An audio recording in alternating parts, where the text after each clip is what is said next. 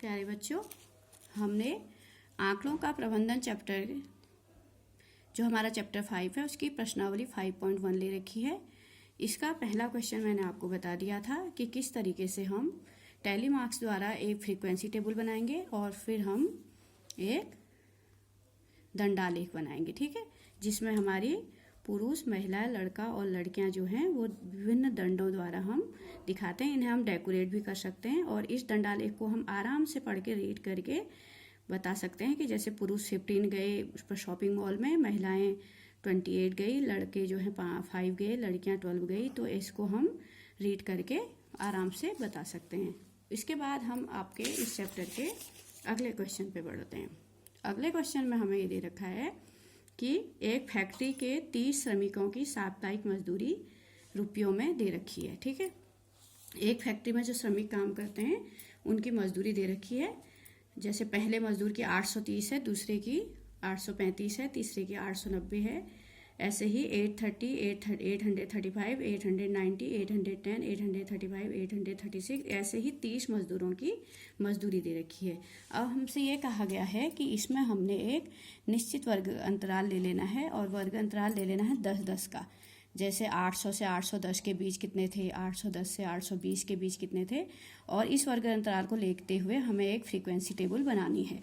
तो यहाँ पर आपको ध्यान रखने वाली बात क्या है कि फ्रीक्वेंसी टेबल बनाते समय आप ये बात ध्यान रखिएगा कि जैसे 800 से 810 में अगर किसी मजदूर की मजदूरी 810 है तो वह अगले वाले में उसका विवरण आएगा। यानी कि क्योंकि 810 दो बार है, देखिए 800 से 810, फिर 810 से 820, यानी 800 से 810 और 810 से 820। तो 810 दो बार आ रहा है, तो 810 मजदूरी वाला मजदूर जो है वो नीचे वाले में आएगा, यहाँ पे आएगा।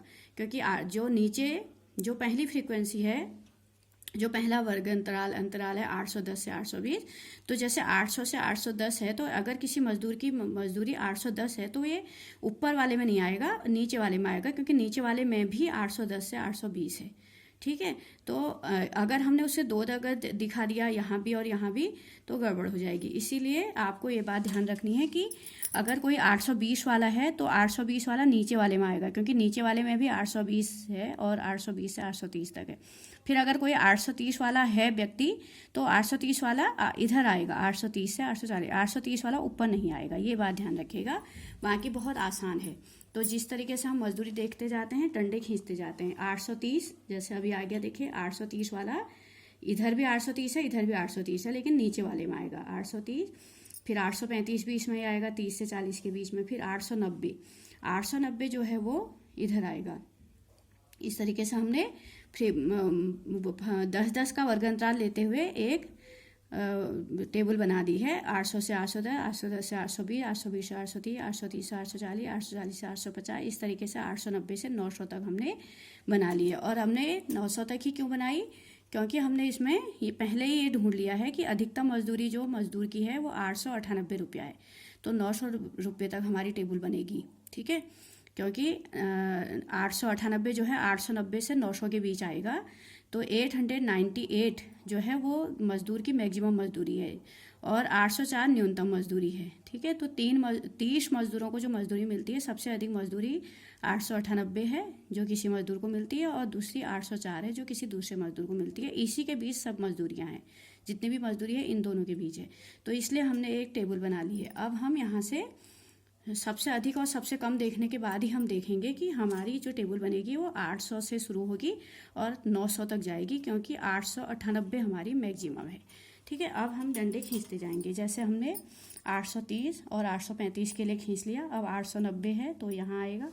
फिर 810 है, 810 वाला नीचे वाले में आएगा। फिर 835 है, इधर आएगा। फिर 836 भी इसी में आएगा। फिर 869, ठीक है, तो 869 जो है वो ये 860 से 70 के बीच आएगा। फिर 845 है, 45 वाला 40 से 50 के बीच में आएगा। फिर 898, जैसे कि मैं आपसे कह रही थी 898 इसमें आएगा। फिर 890 भी इसी में आएगा। इस तरीके से हम करते जाएंगे। 820 डंडे खींचते जाएंगे। 860 ऊपर भी है नीचे भी है, लेकिन हमारे नीचे वाले में करेंगे। 832 30 और 40 के बीच में आएगा। 4 डंडे सीधे खींचने के बाद एक डंडा तिरछा खींचता है, ठीक है। फिर 833 है, 33, ये भी इसी में आएगा। फिर 855 है, 855 50 और 60 के बीच में आएगा। फिर 845 है, फिर 804, 800 और 810 के बीच में आएगा। फिर 808 भी इसी में आएगा। फिर 812 नीचे वाले में आएगा। इस तरीके से हम देखते जाएंगे। 840 जो है वो इसमें आएगा, 40 से 50 के बीच में। 885 80 और 90 के बीच में आएगा। 835 40 और 30 और 40 के बीच में आएगा। 835 फिर एक है। फिर 836 भी इसी में आएगा। फिर 878 70 और 80 के बीच में आएगा, ठीक है। फिर 840 40 और 50 के। फिर 868 70 60 और 70 के बीच में आएगा, 68। फिर 890 इसमें आएगा। फिर इस तरीके से 806 जो है वो 800 और 810 के बीच में आएगा। और 840 जो है वो 840 40 और 50 के बीच में आएगा। तो इस तरीके से हमारी फ्रीक्वेंसी टेबल बन जाएगी। अब इस फ्रीक्वेंसी टेबल को देख के हम आराम से, टैली मार्क्स को देख के हम आराम से फ्रीक्वेंसी टेबल बना सकते हैं कि 800 से 810 के बीच में जो है हमारे 3 मजदूर आए। फिर इसमें 2, इसमें 1, इसमें 5 और 4 9, इसमें 5, इसमें 1, इसमें 3, फिर इसमें 1, फिर इसमें 1, फिर इसमें 4। इस तरीके से हमारे मजदूर आए। कितना आसान है। और पूरे 30 मजदूरों का विवरण हमें मिल गया कि 800 और 810 के बीच में 3 मजदूरों को मजदूरी मिली। 810 और 820 के बीच में 2 मजदूरों को मजदूरी मिली। इस तरीके से हम आराम से टैली मार्क्स के द्वारा एक फ्रीक्वेंसी टेबल बना सकते हैं। और इस फ्रीक्वेंसी टेबल से फिर आगे हमसे कहा गया है, और ये फ्रीक्वेंसी टेबल वर्ग अंतराल कहाँ से कहाँ तक होंगे, इसके लिए हमें सबसे पहले इस टेबल से अधिकतम मजदूरी और न्यूनतम मजदूरी छांटनी होगी, ठीक है। और इसके बाद इसमें कह रखा है कि फ्रीक्वेंसी टेबल हम बनाइए। तो फ्रीक्वेंसी टेबल तो हमने बना दी है, ठीक है। अब अगला हमसे कह रखा है कि इसके लिए एक आयत चित्र भी बनाना है हमने। तो आयत चित्र बनाने के लिए हम क्या करेंगे, आयत चित्र बनाने के लिए हम सबसे पहले इसी तरीके से हम एक ग्राफ बनाएंगे।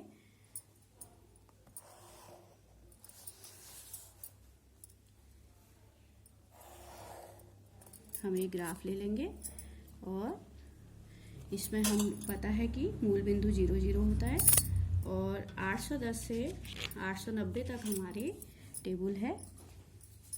तो सबसे पहले हम बराबर डिस्टेंस लेते हुए वर्ग अंतराल बनाएंगे। 1-1 सेंटीमीटर की दूरी लेंगे।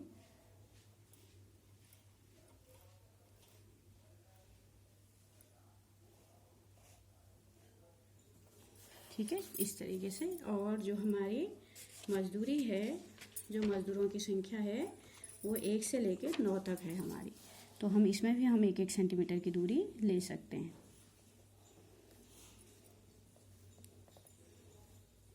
क्योंकि मजदूरों की संख्या 1 से 9 ही है, इसलिए हम 1-1 सेंटीमीटर का गैप लेके और एक मजदूर को 1 सेंटीमीटर में दिखा सकते हैं। जैसे ये 1 मजदूर, 2 3 4 5 6 7 8 9 10, इतने ही हमारे मजदूर हैं। और ये जो वर्ग अंतराल है वो है 800 से 810, 820, 830, 840, 850, 860, 870, 880, 890 और 900। इस तरीके से हम ले लेंगे वर्ग अंतराल, ठीक है। तो आयत चित्र बनाते समय हमें ये ध्यान रखना है। अब हमें पता है कि 800 से 810 के बीच में 3 मजदूर हैं, तो हम 3 मजदूर ले लेंगे।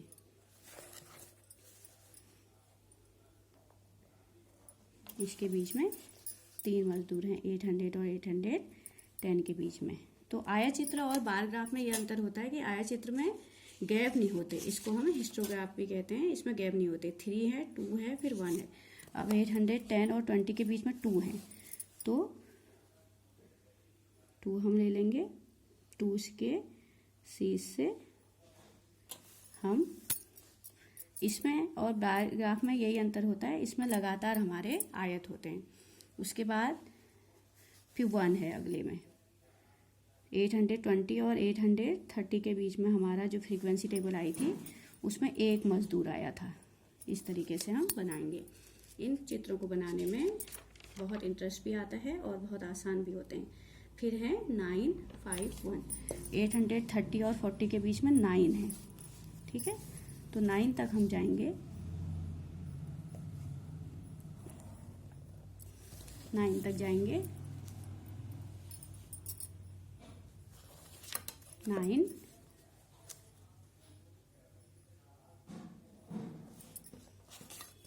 ठीक है। तो इनको आप कलर भी कर सकते हो,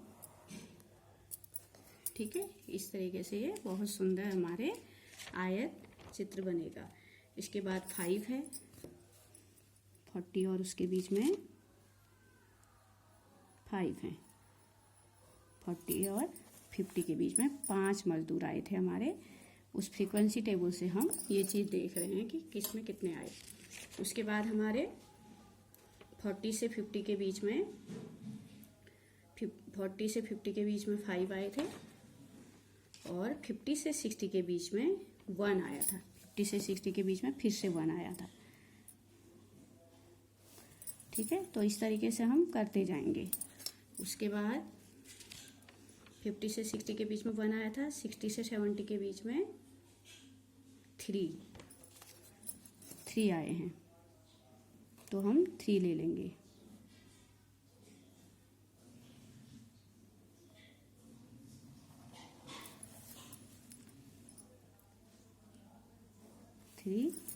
फिर हमारे 70 से 80 के बीच में 1 आया और 80 से 90 के बीच में भी 1 आया।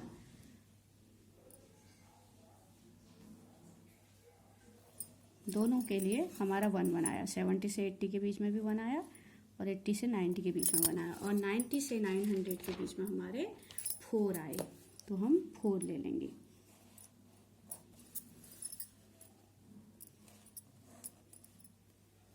इस तरीके से हमारा ये आयत चित्र बन गया, ठीक है। तो ये हमारा आयत चित्र बन गया है 30 मजदूरों की मजदूरी के लिए। तो ये हमारी मजदूरी थी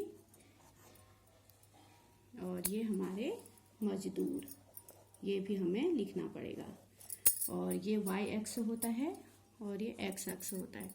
तो y अक्ष में जो हमने पैमाना ले रखा है, y अक्ष में 1 इकाई को कितना मान रखा, 1 मजदूर मान रखा, ठीक है।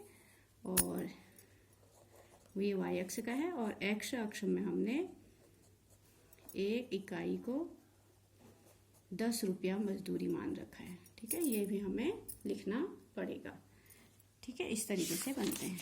अब हमें इसी चित्र से संबंधित सवाल पूछा गया है कि किस समूह में श्रमिकों की संख्या सबसे अधिक है। तो किस समूह में सबसे अधिक संख्या आई, 830 से 840 के बीच में आई। 830 से 840 के बीच में कितने आए, इसमें 9 मजदूर आए। ये मजदूरी सबसे ज़्यादा मिलती है। 830 से 840 के बीच में 9 मजदूरों को मिलती है। कितने श्रमिक 850 या उससे अधिक अर्जित करते हैं, तो 850 या उससे अधिक, यानी कि आप क्या करोगे, 850 या उससे अधिक। तो 850 वाला टेबल हमारी ये है। 850 से 860 के बीच में यहाँ पर कितना है, 1। इससे नीचे के हम सब जोड़ लेंगे, क्योंकि 850 या उससे अधिक कितनों को मिलती है, ये सब उसमें आएंगे।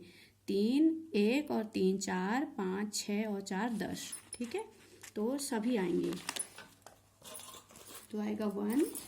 इसको हम जोड़ लेंगे 850 से ऊपर, 3 + 1 + 1 + 4, तो ये आ जाएगा 10 मजदूर।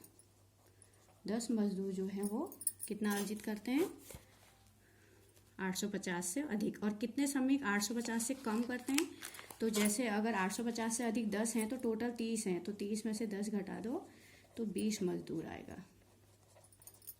ठीक है, इस तरीके से हम हल करेंगे। अब एक और बहुत ही आसान सवाल हमारा है कि अवकाश के दिनों में एक विशिष्ट कक्षा के विद्यार्थियों द्वारा प्रतिदिन टेलीविजन देखने के समय घंटों में दिए हुए आलेख में दर्शाए गए हैं। यानी कि बच्चे जो टेलीविजन देख रहे हैं विद्यार्थी घर में छुट्टी के दिन, वह हमें एक यहाँ पर आलेख पहले से बना हुआ है। तो सबसे पहले जो हमारा आलेख है प्रतिदिन देखे गए टीवी के घंटे, तो ये वाला एक्स अक्ष जो प्रदर्शित कर रहा है वो कितने घंटे बच्चे टीवी देखते हैं, और जो वाई अक्ष प्रदर्शित कर रहा है वो विद्यार्थियों की संख्या। तो इस टेबल को पढ़ना एक सबसे आसान है। जैसे 1 से 2 घंटे, क्योंकि ये घंटे दिखा रहा है, ये वाली लाइन हमारी घंटे दिखा रही है और ये वाली लाइन हमारी विद्यार्थियों की संख्या दिखा रही है। तो 1 से 2 घंटों के बीच में 4 बच्चे टीवी देखते हैं। 4 बच्चे ऐसे हैं जो 1 से 2 घंटे देखते हैं। 2 से 3 घंटे कितने बच्चे देखते हैं? 8 बच्चे देखते हैं, क्योंकि ये संख्या है, ये संख्या है और ये घंटे हैं। अब 3 से 4 घंटे, 3 से 4 घंटे कितने बच्चे टीवी देखते हैं? 22 बच्चे देखते हैं। और 4 से 5 घंटे कितना देखते हैं? 32। तो आप सोचिए आप किस वाले में आते हो, 4 से 5 वाले में या फिर 1 से 2 वाले में। 1 से 2 घंटा 4 बच्चे देखते हैं, 2 से 3 घंटा 8 बच्चे देखते हैं, 3 से 4 घंटा 22 बच्चे देखते हैं, 4 से 5 घंटा 32 बच्चे देखते हैं, 5 से 6 घंटा भी बच्चे देखते हैं 8 बच्चे, और 6 से 7 घंटे जो हैं 6 बच्चे देखते हैं। तो ये जो दे रखी हैं वो संख्या है बच्चों की, और ये जो दे रखी है वो घंटे हैं कि कितने घंटे बच्चे देखते हैं। तो इसमें हमारा पहला प्रश्न है कि अधिकतम विद्यार्थियों ने कितने घंटों तक टीवी देखा। तो अधिकतम विद्यार्थियों ने कितने घंटे तक टीवी देखा? ज़्यादातर विद्यार्थी कहाँ आए हैं? यहाँ पर आए हैं 32 विद्यार्थियों ने कितने घंटे तक देखा? 4 से 5 घंटे। तो इसमें आंसर होगा 4 से 5 घंटे। ठीक है, तो अधिकतम विद्यार्थियों ने कितने घंटों तक टीवी देखा? 4 से 5 घंटे, क्योंकि अधिकतम विद्यार्थी यहाँ 32 हैं जो कि 4 से 5 घंटे टीवी देखते हैं। उसके बाद अगला प्रश्न है 4 घंटे से कम समय तक कितने विद्यार्थियों ने टीवी देखा। तो 4 घंटे से कम समय तक, यानी कि 4 घंटे से कम समय तक कितने विद्यार्थियों ने टीवी देखा? 4 घंटे से कम समय, तो यहाँ पर हमारे 4 घंटे हैं, इससे कम समय यानी पीछे वाले बच्चे देखने हैं। यहाँ 22 और 8 और 4। ठीक है, तो 22 + 8 + 4, तो ये हो जाएगा 34 विद्यार्थी। 34 विद्यार्थियों ने देखा 4 घंटे से कम समय। तो 4 घंटे से कम समय में कितने आए? 22, 8 और 4, तो ये हो जाएंगे हमारे 34। और लास्ट प्रश्न है कितने विद्यार्थियों ने टीवी देखने में 5 घंटे से अधिक समय व्यतीत किया, यानी 5 घंटे से भी ज़्यादा। तो 5 घंटे से ज़्यादा यानी ऊपर की ओर जाएंगे हम। तो 5 घंटे से ज़्यादा कितने बच्चों ने देखा? 8 और 6। इन्होंने 5 से 6 और 6 से 7, यानी 5 घंटे से ज़्यादा ही देखा। तो 8 और 6, तो कितना आएगा? 8 + 6 यानी कि 14 विद्यार्थी। तो इस तरीके से आपकी ये 5.1 प्रश्नावली के इम्पोर्टेंट क्वेश्चन पूरे होते हैं। ठीक है, तो ये आपको अच्छी से समझ के करने हैं।